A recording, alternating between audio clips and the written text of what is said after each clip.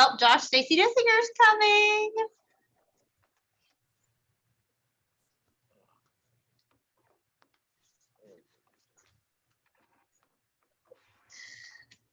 Hello.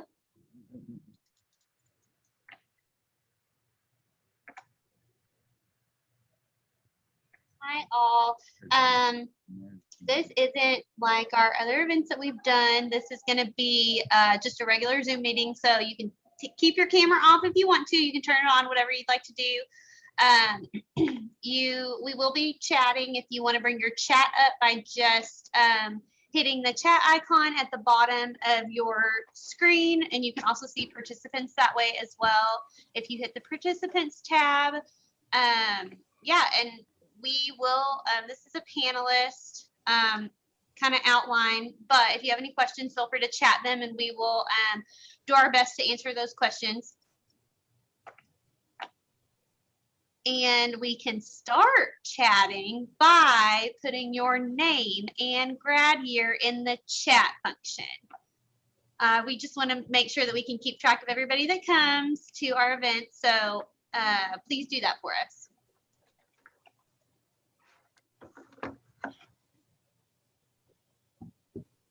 I'll go first.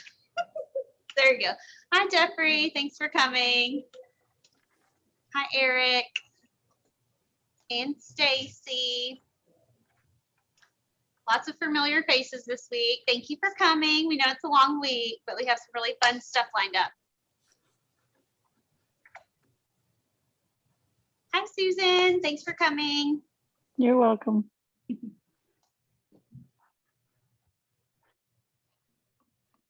Oh, there's Vernon. Oh, great.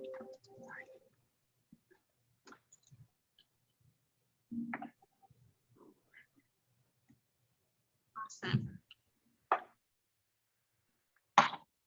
All right. Well, here's Jerry Schooley. If you're not familiar with Zoom, you can click on chat, and that's the musical behind me if you hear that. You can click on chat in the bottom, and it'll bring up your chat screen on the right-hand side. Or and you can also open your participant panel as well and see who's on the meeting. So you can see both of those things. If we'll start by just chatting our name and class year so we can keep track of everybody that's here, that would be great. We'd appreciate that.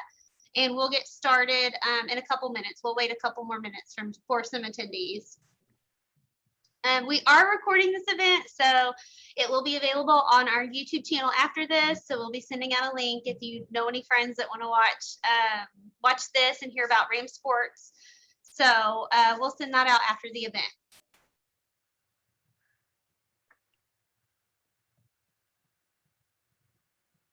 Thanks for coming, Vernon. We appreciate it. Vernon and Eric are on our alumni board, and then Susan is one of our board of trustee members. So we're excited to have them. Awesome. So another suggestion that I would make while we're here, I know like I'm in gallery view right now. If you want to see everybody, that's great. If you just want to see the speakers, you can click on the right top hand corner and just watch speaker view so that you can see our moderator and our panelists for the event. Awesome. I think that there's a couple more of you that have just joined us. And if you want to put your name and class year, and Jerry, if you could send Ray the whole Zoom link and possibly meeting ID and password so he can get in. But if y'all will put your name and class year in the chat so we know who's here. We're waiting on one more panelist.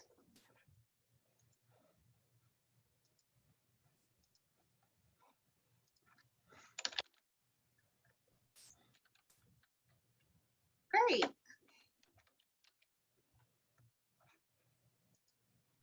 Here we go. Karen Sarita is on her way. Perfect. I think a couple of you have joined, but if you would like to chat us your name and class year, that would be great. Oh, we have Martha Erngy coming on. Here we go. Awesome.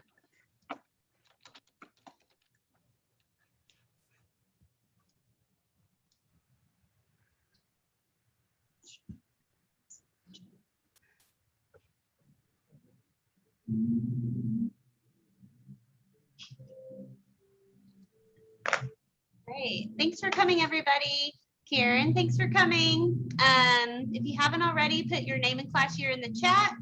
And you can also see who is in the event. Oh, here's Ray.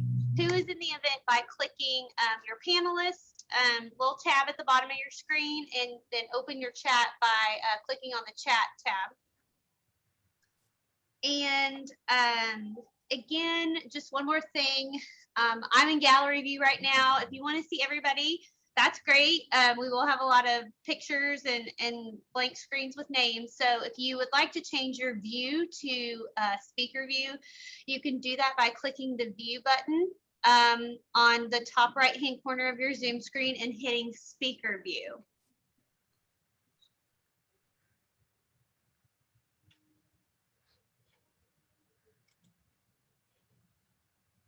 Trying to get one more panelist in.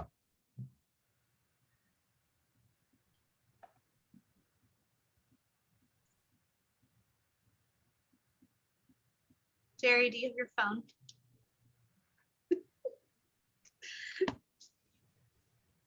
Awesome. Hi, Martha. Hi, Jorge. Lots of alumni board members here. That's great.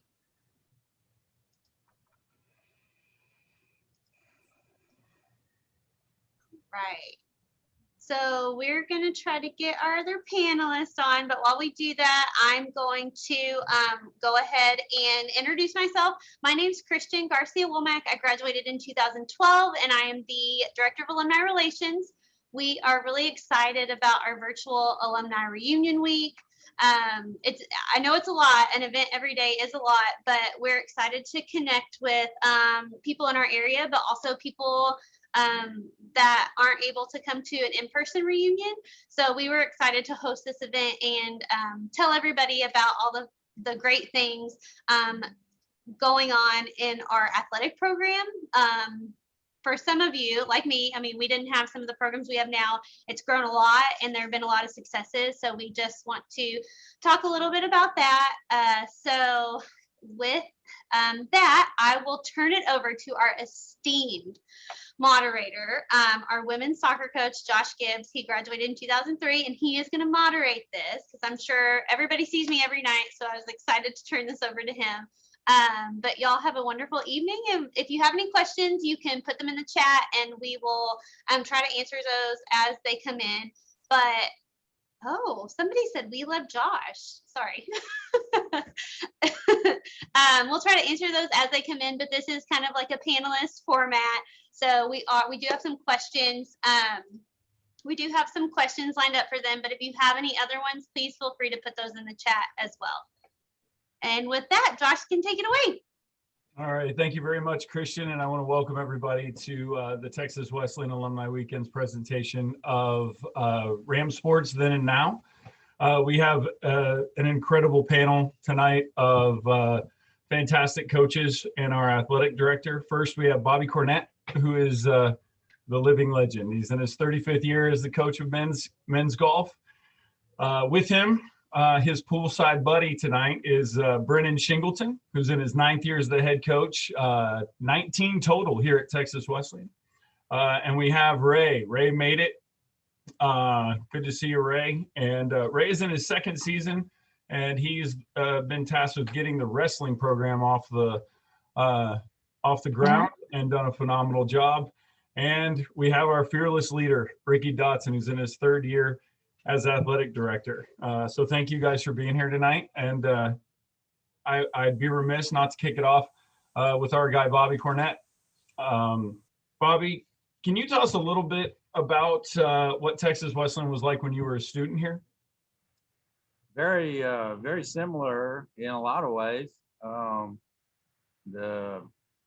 can remember I lived in O.C. Armstrong Hall as a freshman. towards the end of the east end of the dorm, on the first floor. We back then, this was 1968, by the way. Back then, when you were a freshman on campus, you had to wear a beanie. I have one in my office still, my beanie from 1968. It's not very becoming, but a green beanie with your class on it, in the class of 72. And I just got in under the wire, made it out in 72. But a lot of the things are very, very much the same. The campus is a lot nicer now, but it's still mostly the same buildings. We had a coach then that taught income tax and accounting, O.D. Bounds. He was there for 39 years. He was the busiest man I've ever met in my entire life. When he was coaching golf, he also taught full time, and he coached the tennis team for 12 years as well, as being the business manager of the Polytechnic Baptist Church, which used to be on campus and is gone now. But it was the time of the Vietnam War, and it was different. I've got my long hair back like I had when I was a freshman.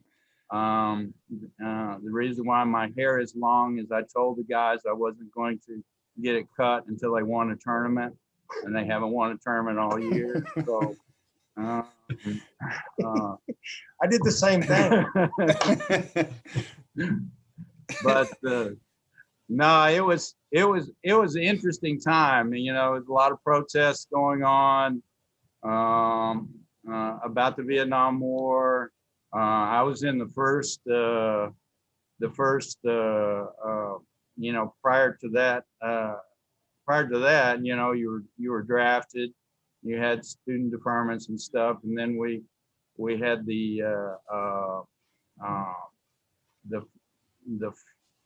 first roulette, where they turned the balls in the wheel and you determined by your birthday what your number was.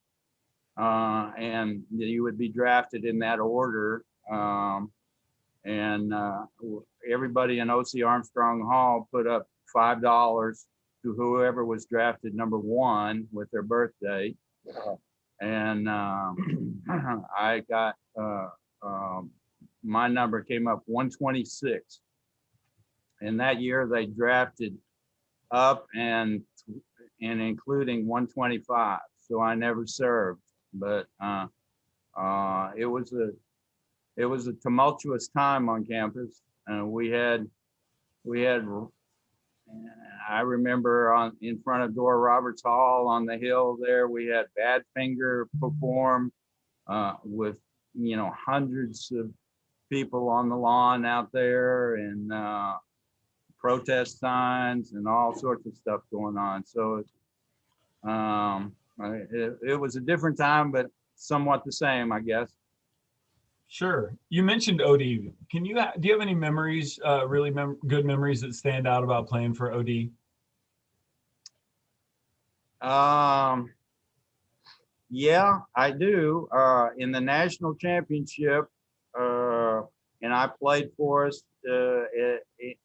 We were hosting in '69, and I got in as a freshman. Really didn't probably deserve to be there, but and I made an 11 on number 9. Shoot 83, and we were ranked number 1 or number 2, something like that. And I thought he was going to chew me out, really bad, but he wasn't that way. He was a pretty kind man, and he gave me a one-on-one talking to, but it inspired me, and we ended up coming from behind and winning that year. And he was a God-fearing man. He was, a big part of the church. He was always concerned about how he came across to people, and I learned a little bit from that. That's great. And like me, you graduated from Wesleyan and came back after a time. What was one of those underlying reasons that brought you back and I guess keeps you coming? Well, I love it. I love coaching. I remember the first time somebody called me a coach, and I thought that was, a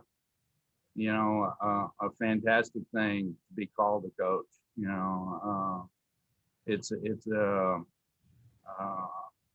I haven't always deserved to be called that, but I enjoy it. I came back to help him when he hosted the national championship in 1975, when we ended up finishing runner-up that year. But I helped him with that tournament. I had been trying to play professional golf after going out and doing some social work. I worked for the Dallas County Juvenile Department for 7 years. Decided to come back at golf, and I was in town. He asked me to help him, and so that's what got me back. But I look forward to coming to the office every day. That hasn't always been the case in my life. So I'm really blessed. That's great, Bobby. Thank you very much. I appreciate it. We'll move on to our men's basketball coach, Brennan Shingleton, as you see him sitting there with Bobby Cornett. Brennan, you brought what's for me personally, two of the most exciting events that I've watched involving Texas Wesleyan athletics. You were an assistant in 2006 in the national championship, and as the head coach, you won it in 2017. And I'll admit to everybody, I stood in my living room with a good sports cry when I was watching that. That was one of my favorite things to watch. How have you noticed the university change and the athletic department change between 2006 and 2017 national champions? Let your national championships bookend. It's weird because I think, like in any scenario, winning or success brings a spirit and pride. There's other teams. I mean, look at what golf's done. Look at how strong generally all of our athletic teams are. But for me, speaking basketball wise, I don't know. I don't know if it's changed or gotten better, or I think the culture of the university athletically has become more prideful, but that has everything to do with the coaches and the administration and our leadership. I mean, if it wasn't for guys like Bobby, and I'm going to have to help him get out of this chair in a minute, but if it wasn't for guys like Bobby, I mean, I wouldn't be here. I mean, I can still remember coming in and asking questions and this and that and having not a clue, and so I don't know if it's changed or gotten better or just the progression that we need to be on as a university, but the difference between one and the other are monumental, but the feeling was the same. And I think the culture of our athletics is just steadily improving day to day, all because of our leadership, coaching staff, and then more importantly, the student athletes that we're recruiting to bring to the university. Yeah, I agree, Brendan. That's fantastic. And you're talking about the improvement of the athletic department. I'd like to talk to you, Ray, since you kind of hopped in with a bunch of crazies like us, and we found out that you were crazy too. And we were pretty excited about that. And we saw you build two wrestling programs that immediately were competitive. How would you say that you've grown those two programs so quickly? Well, I mean, I think, when I was kind of going through the interview process for this job, talking to you and talking to Ricky, I think the fact that I kind of had, a finger on the pulse of some of the talent here in this state and, and nationally because of some of the national team coaching that I've been doing, I think probably helped, having one of the, at the time, the biggest club, wrestling club, in the state, elite high school club in the state, and having some of those kids that I've coached over the years that had already graduated, that I kind of went out and pulled them back in, and got them, they were a year past graduation, and I went and pulled them from, North Texas where they weren't wrestling anymore, and pulled some of those guys back. And then with the girls, being so involved with the girls wrestling here in the state of Texas as the women's director, for USA Wrestling, I think probably helped that too, and then, there are kids on this team that I've been coaching since they were 8-10 years old. Now I'm coaching them in college. So it's probably a little bit of family, having that group of kids that I've been with for a long time, kind of understood, who I was and what the culture was going to be and what to expect. And then, as we moved into our second year, the kids were bringing in from other states, from California and in Alaska and some of the other places we're bringing kids in from, having that core group of kids who kind of know, what it's all about, has definitely helped for sure. That's fantastic. Where do you see us as far as wrestling goes in 5 years? How big do you think we can make this thing? Well, one of the reasons I was having trouble getting on this call is I was just finishing a recruiting visit with 5 girls from South Dade High School that are all nationally ranked number 1, number 2 in the country. And they're all coming, so with the women's program, I think I've got 23 or 24 girls signed that are all, I think of those 24, 18 are nationally ranked. Of those 18, I think 8 of them are number 1 in the country.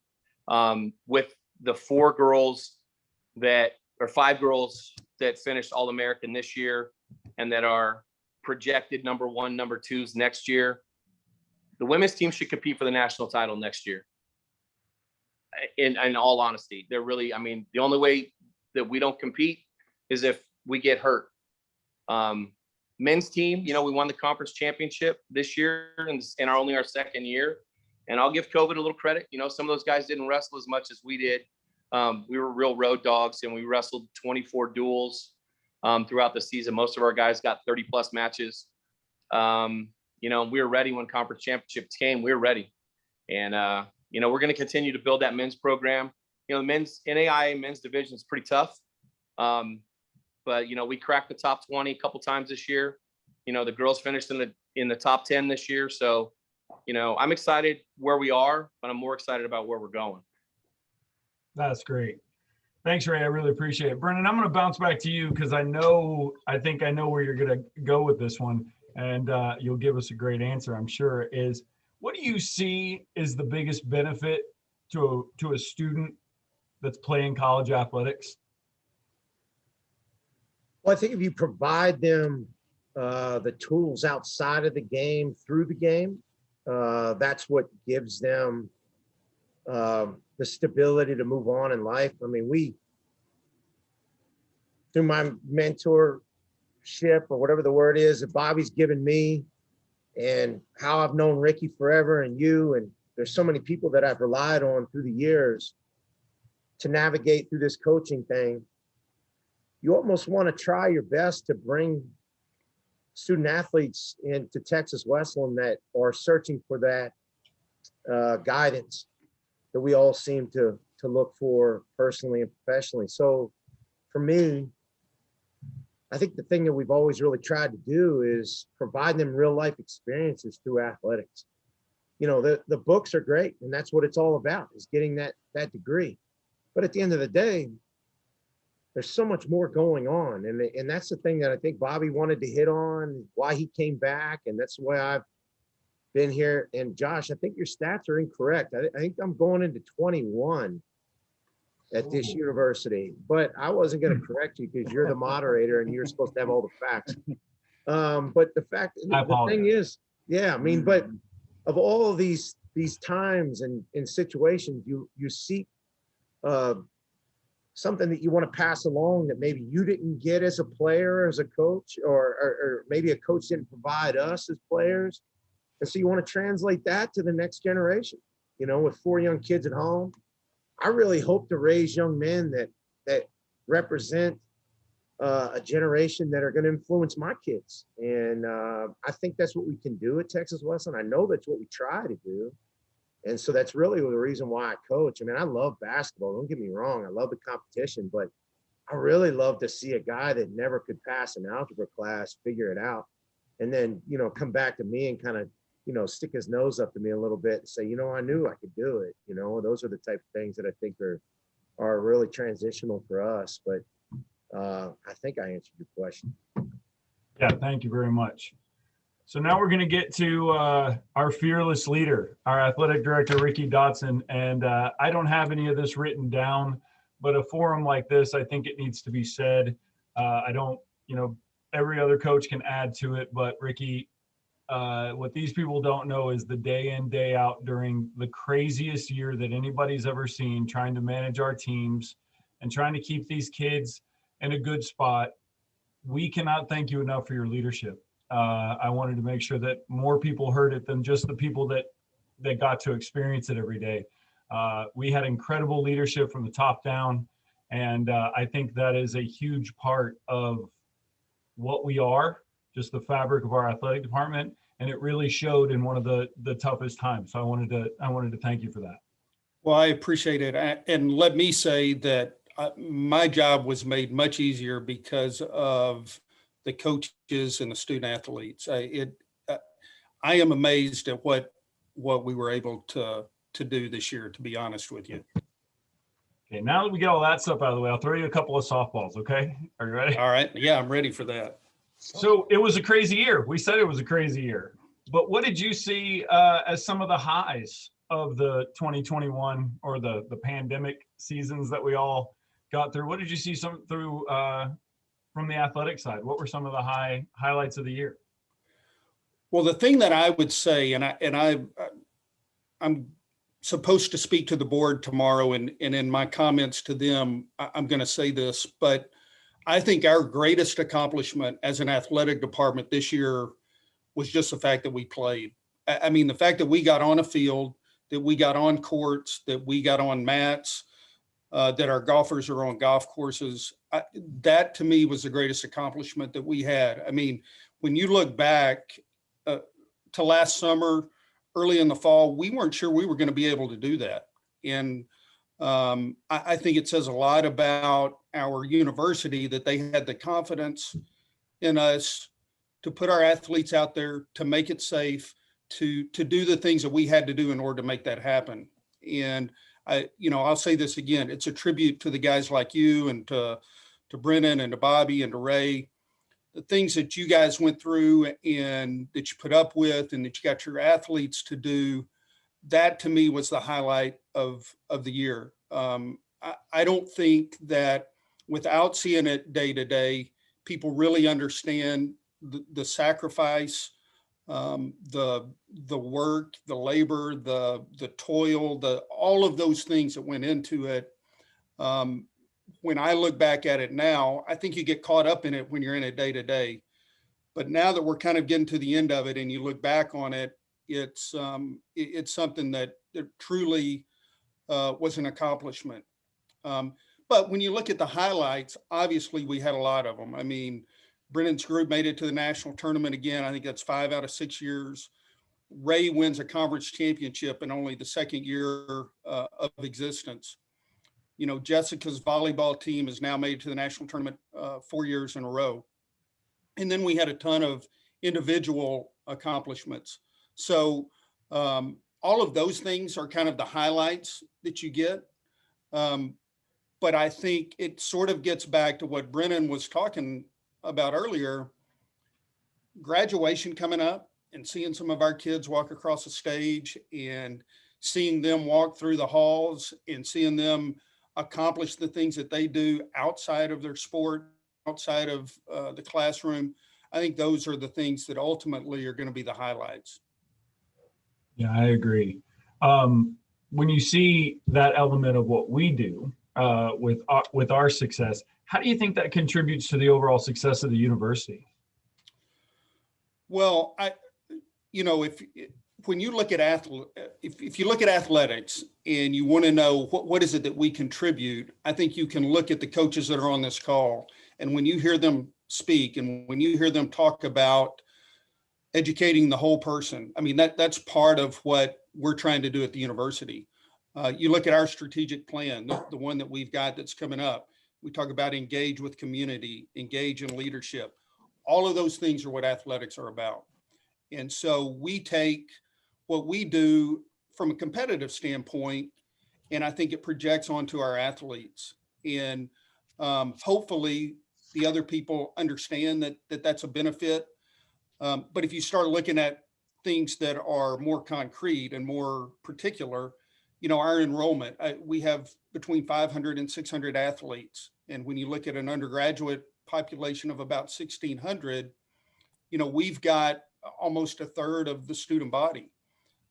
So I think there are things that our athletes contribute in the classroom to the community. And I think all of those things together really bring value to what we have. Yeah, I think that's great. And what would be the best way for an alumni to get involved as far as supporting an athletic program or the department? Other than money? Is that Other than, sure, if you have Okay. one other than money, I'd love to hear. No, I say that jokingly, but as we all know, the coaches here, the money issue is always something that is welcome. And we have, I know Jerry's on the call right now, and our advancement office has done an unbelievable job of helping us, because we really have an initiative to try to improve our facilities. And I think that's the one thing that is really important for our athletic department that we really need. And so she has done an unbelievable job, and her staff has done an unbelievable job of helping us sort of get started in that. And they're going to take the ball and run without any question. But from an alumni standpoint, there are a lot of things. I mean, just from the support of attending our games, of telling someone that's a friend of yours, hey, there's this small school on the east side of Fort Worth who has a fantastic product, who puts out great individuals, who does all of these spectacular things. I mean, Brennan all the time uses analogies with restaurants. And I think this is a perfect place where you can say word of mouth is your best advertisement.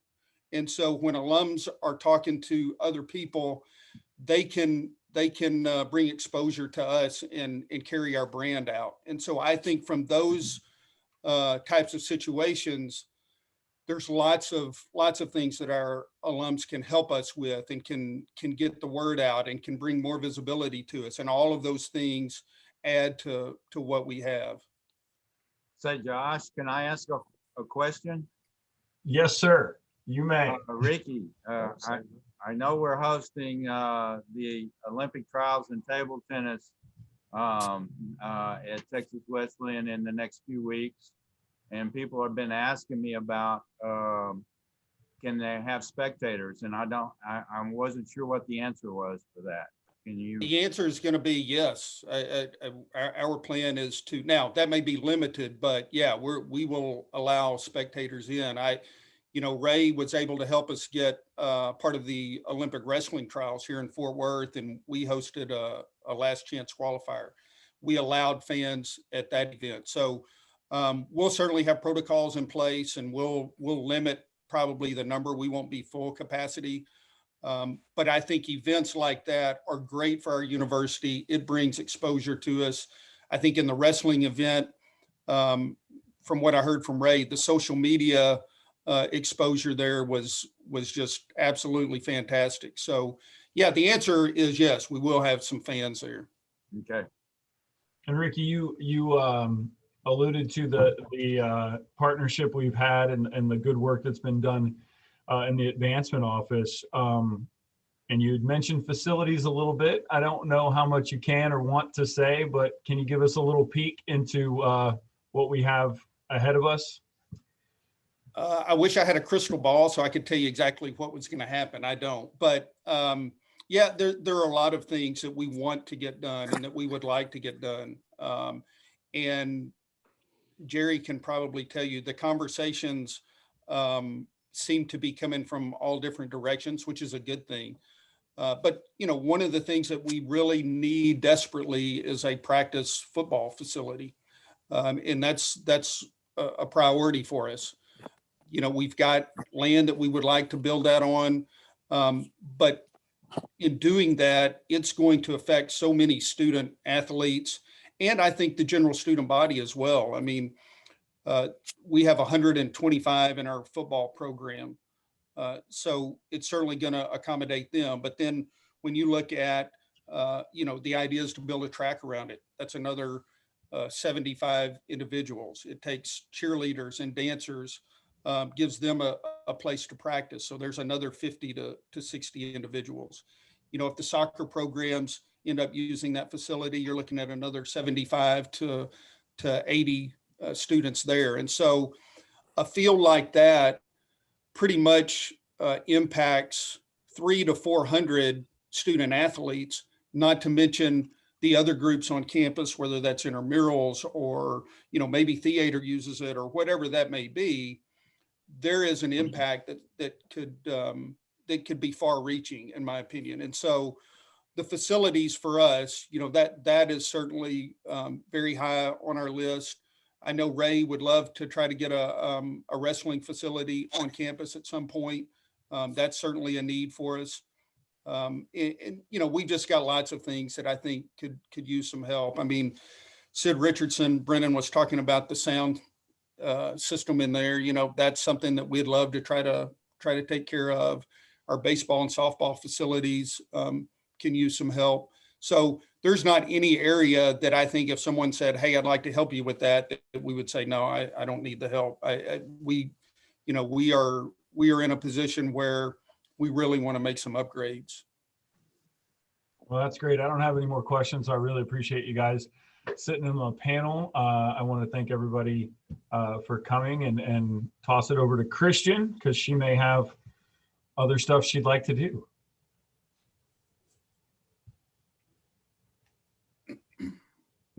So much going on. So Josh, you mentioned one of your questions to Bobby was, I mean, he left and came back to Texas Wesleyan. I've done that also.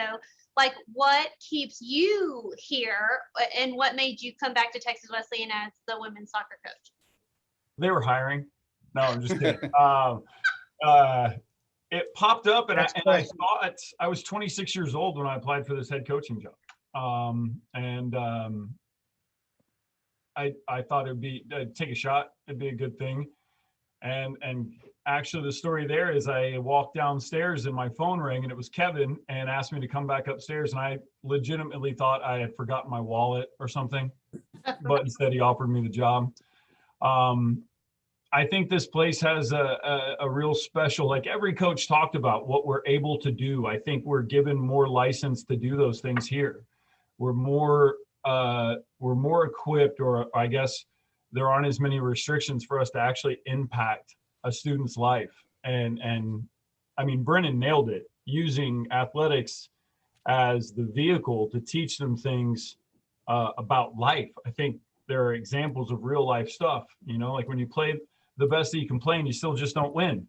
Like that's life. And we get to be there for that. And this is it is a real tight knit group. Like, you know, this is my 16th year. Brennan corrected me at 21. I do apologize.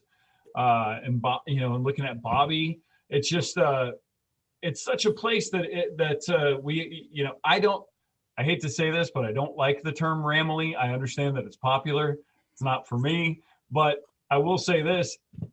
It does feel like a family. If I had a problem and I had to call Brennan in the middle of the night, I know he'd be there for me and I'd be there for them. It's just, we stick together and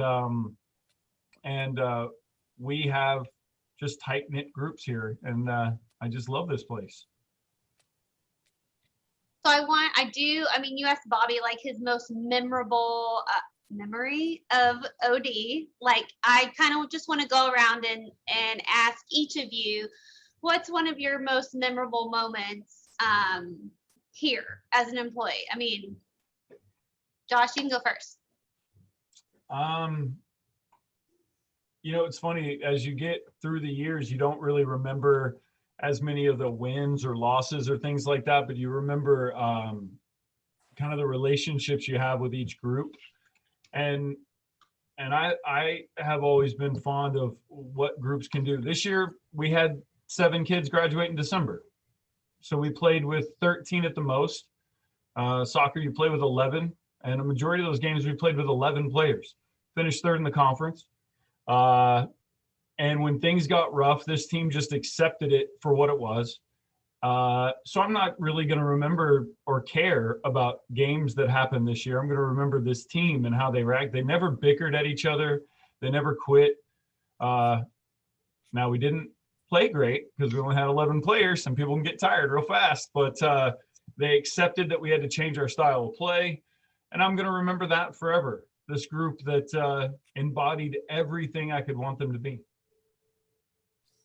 Bobby, do you have a special memory? Well, I was just thinking about that. Something that happened recently is, as coaches, you know, everything's not always warm and fuzzy with your players, and I had to remove a player from my team back, in the 90s, maybe. Let me get the decade right. And I didn't hear from him for 30 years, something like that. We had a big brush up, and Sid Richardson, the day he left, and he wrote me a letter last year, and I wrote him back a letter, and Not an email. not an email, an actual letter. I write letters to everybody that donates to our program. I write actual letters. You had to write him a letter to get him here tonight. And he sent us $5,000 and came and played in our fundraiser. And I hadn't talked to him in 30 years, and he lives in Florida. So things that you don't expect will happen sometimes do. Yeah, and what did he say? I've heard this story before, and I love it. But he mentioned that was kind of a turning point in his life, and he always remembered that, right? Yeah, as a matter of fact, and he was turned out to be a hedge fund guy, and you know,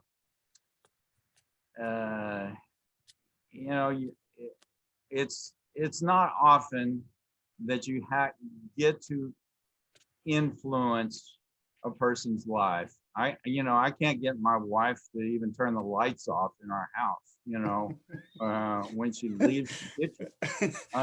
But you know, when something meaningful happens like that over a long period of time, you know, it means something to them.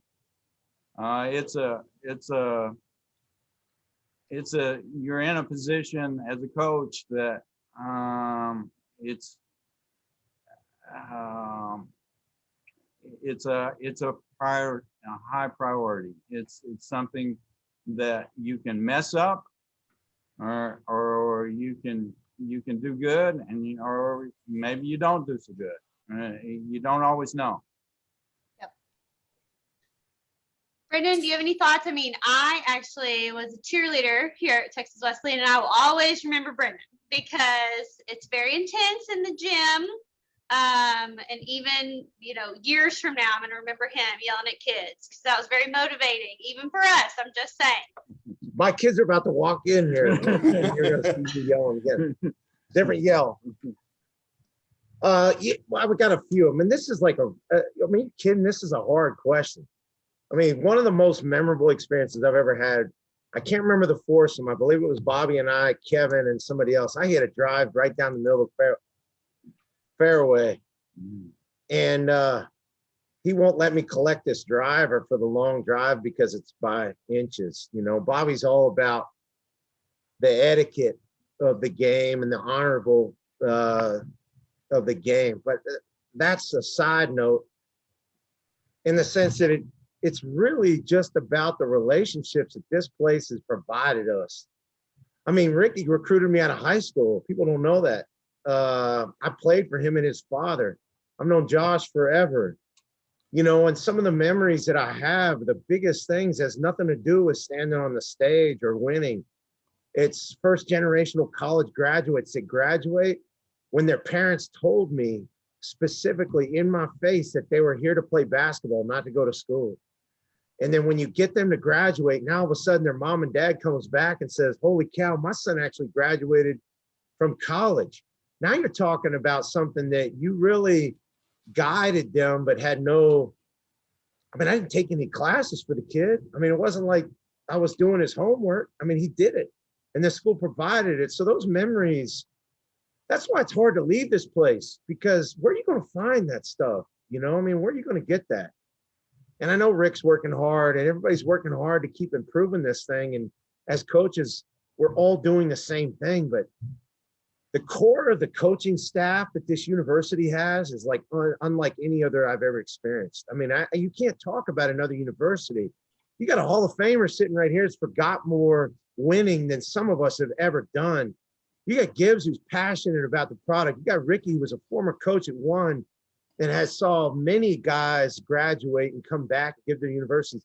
And it goes across the board. I mean, you look at our athletic staff and the memories that we've had in this, all these different times, you can't put your finger on one of them. But I could think of so many different things that have drawn me back to this place that I find it really hard to leave. You know, I'm sitting here with Bob tonight, and of course, you know, after this is over, him and I are going to really party, you know, turn the music on and get a little dancing in and stuff like that. But I mean, that's what it's all about. I mean, I remember coming back in 21 years ago, Josh, 20 years ago, walking in, and he would pull me into his office and start showing me these million pictures and all this other stuff. And here I am, I'm thinking I'm coaching basketball, but little of them I know I'm sitting in a museum. And 20 years later, well, actually in 2017, he drives from Fort Worth to Kansas City just to make it to the game. I mean, he bleeds it.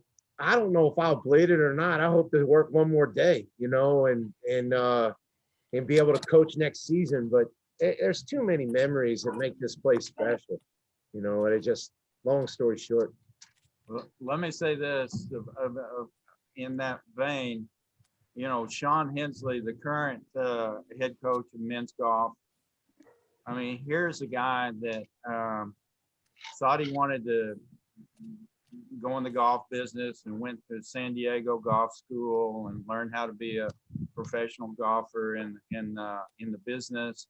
Went into worked at Houston Country Club as an assistant pro and played some mini tour events and stuff. And then, you know, came to the realization that he needed to get a real education, a college education. So he comes back to school after he had been out of school for several years, and walks into my office and asks if he could have a spot on the team. And we got his amateur status back with the USGA and the NAI, and he played for us and learned his craft, and now he's the head coach. I mean, that's a great story, and he's doing a fantastic job in spite of me. And your hair. No. And my hair, yeah. Hey, stop that. It's I'd take that hair any day of the week. Are you kidding me? I tell you, it's a problem when I play table tennis these days. So I don't know what I'm going to do. Those are real problems. Ricky, do you have any thoughts? You've had a couple of different roles here, but now you're the head honcho. So can you tell us about a memorable situation for you? I have one memory that I think sort of epitomizes what I think Texas Wesleyan is and what our athletic department is. In, I guess it was June of 2019, Bobby had just won the national championship. And so that pool that those guys are sitting around, Brennan has a huge party to celebrate it. And so all of our coaches showed up. And correct me if I'm wrong, Coach, but Bobby had won it in 69 as a player and then 2019 as a coach. 50 years separated the two national championships. And in between there, we've won 7 total. So I think it showed the success that we've had. But more than that, just like all of these guys have talked about, the relationships were more important really than the trophy and the banner that was sitting there. We sat around, we talked, we joked, we laughed. And it was just a sense of community. It was a sense of family. And it's something that you don't find in a lot of places. And I think that night, I knew it well before then, but when I think back about certain instances, to me, that really is sort of I guess the example of what Texas Wesleyan is. And I wouldn't have wanted to have shared that moment with anybody else. I mean, it is that, it's that sort of feeling, I think, that all of these guys are talking about that keep us coming back and that keep us wanting to try to improve this thing. And to, it's a little bit selfish, to be honest with you, because I think it makes us all feel so good to be around one another that we don't want to leave. So I don't know, that I think that's the moment for me. That's great. Ray, I know you've only been here a couple of years. Do you have any thoughts about this, or can you give us some insight into your program? I mean, it's going up. We're excited about it. Well, for me, just kind of touching on what those guys are talking about, I'm a former military, retired military, and there's the brotherhood thing, and that's what when I first started, coming into the office, and when I met with Ricky and those guys for the first time, there's a feeling, here.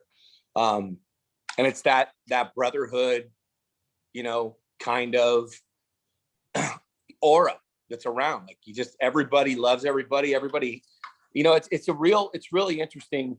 I've probably never made to feel more comfortable anywhere at any job ever in my entire life.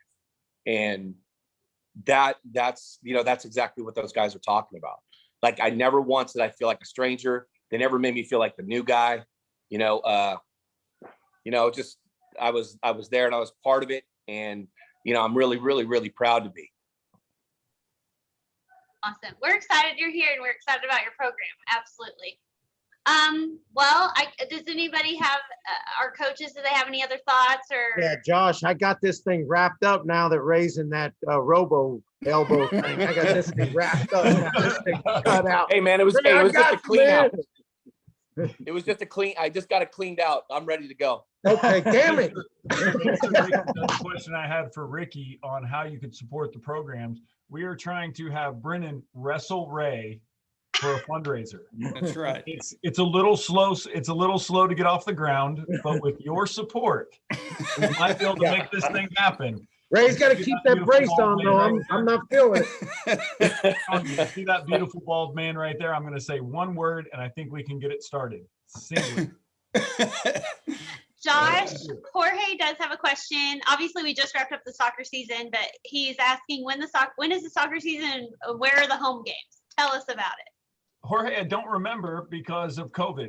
I lost my mind. No, we have our home opener August 21st against a new university, and we play at Martin Field, which is right there. I like to call us the northern face of the campus. We are on Lancaster and Collard, at the intersection of Lancaster and Collard, right there. We'd love to see you out there. A lot of fun things happening. Yeah. So thank you so much to our athletic staff. We really appreciate them. We obviously love our athletic teams.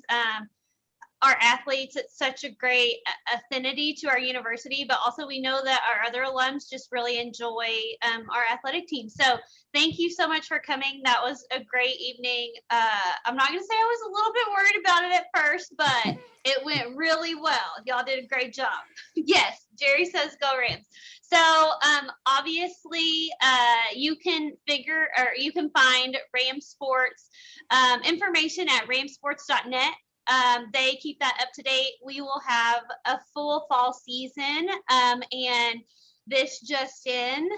So mark your calendar. Homecoming is going to be October 30th. It's going to be great. We'll have medal dinner on Friday night. We'll have a full Saturday, including a football game and a basketball game. So we're really excited about incorporating multiple sports and seeing people come to campus and support our sports teams. So thank y'all again. Tomorrow night is Friday. We're almost wrapping up reunion. Yay.